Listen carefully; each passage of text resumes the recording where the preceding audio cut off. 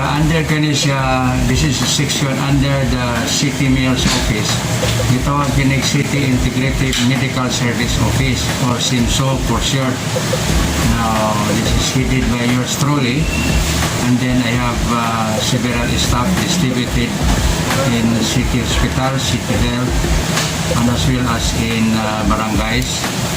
And here in our office, I have 5 staff members. The function as per Executive Order ni Mayor Herencia dated October 2019 is to integrate all the services related to PhilHealth, especially on the PCP or primary care benefit of the barangay clinics. Then our indigency program for the benefit of the indigents in order that they will avail of the benefits from PhilHealth. Of course, with the city as the sponsor, meaning to say that the city will pay the annual premium of these indigent members of PhilHealth. Then we will have also the integrated maternity clinics in order that we will be able to cater to the barangays, those who are expectant mothers and would like to deliver in maternity health centers. However, sad to say, because of the pandemic in 2020, 2021, and even this year, we were not able to post through with the accreditation of a lot of maternity clinics because of some constraints.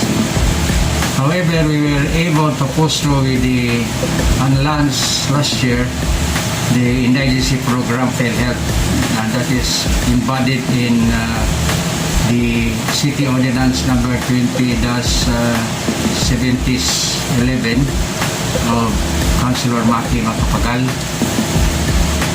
mandating the enrollment to PhilHealth of all critically poor residents of Iligan.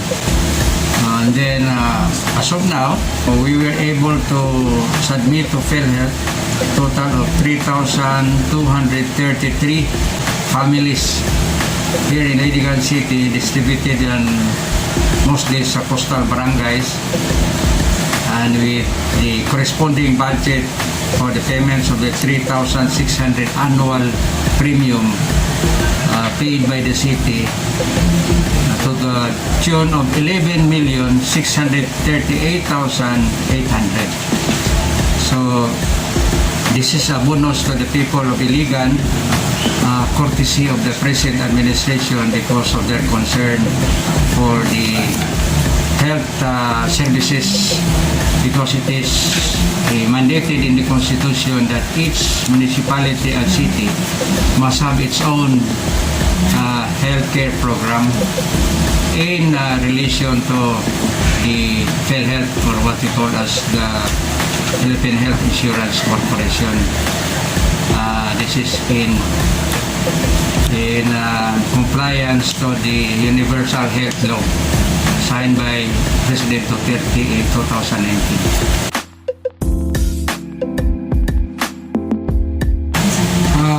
Our enrollment is still going on. They have to, in each barangay, we have workers assigned by Vice Mayor Jimar Veracruz, what we call as MVP, or Monsignor Veracruz for the people.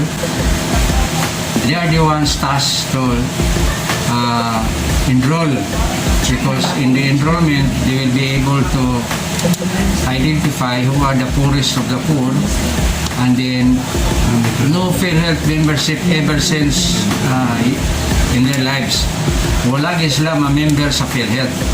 Mao gina number 1 criteria, and they cannot afford to be member as self-employed or whatever without the sponsorship from the city. So kato ilang 3,600 kay 300 man kada bulan, ang syudad mo sponsor nila. So pagpa-enroll na ang among mga workers sa barangay, tawag na itong MVP or mga BPO, will be the one to recruit and verify and screen the families kung dili ba gid sila will to do, taga-iligan ba gid sila, and then ang ilang background, kung pamilyado ba sila, nag-live-in na ba sila, dayon single pa ba sila, dayon wala gid sila PhilHealth ever since.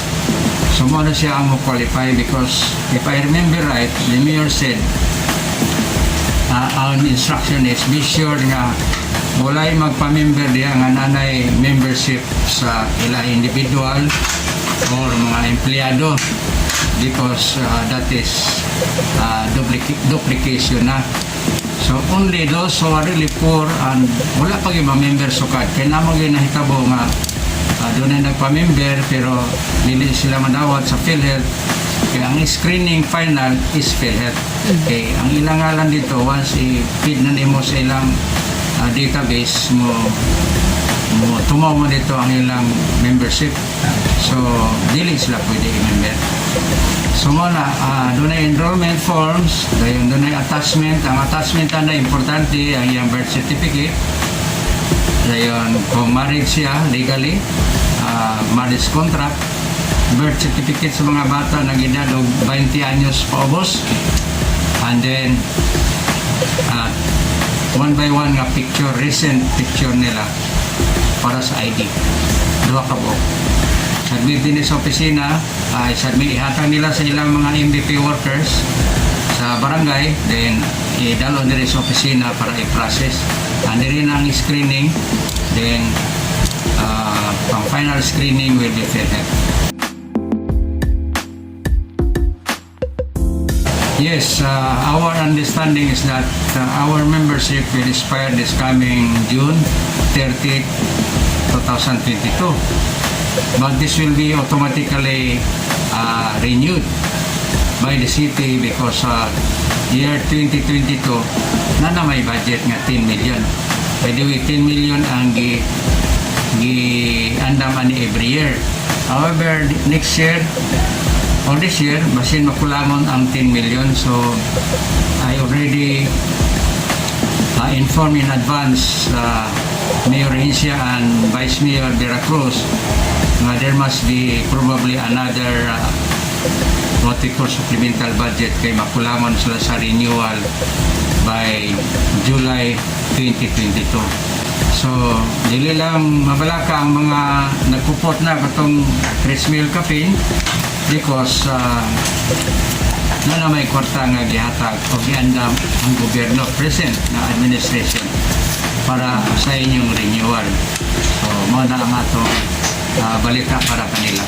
Okay, Dok. Din daghan kay salamat, Dok, sa imong pag-awi-abi sa kuha. Daghan po salamat nga imong pagawas kini para may bawaan po sa katawan sa dakbayan sa iligan nga ang atong present administration ng RBU nagalantaw ngayon para sa kabuluhanan labi na sa panglawas kay ang panglawas kung healthcare management usagin na sa gitutukan sa atong present administration ni Mayor Hencia, si Vice Mayor Vera Cruz ug mga kauban labi na ang hospital po ng atong city hospital.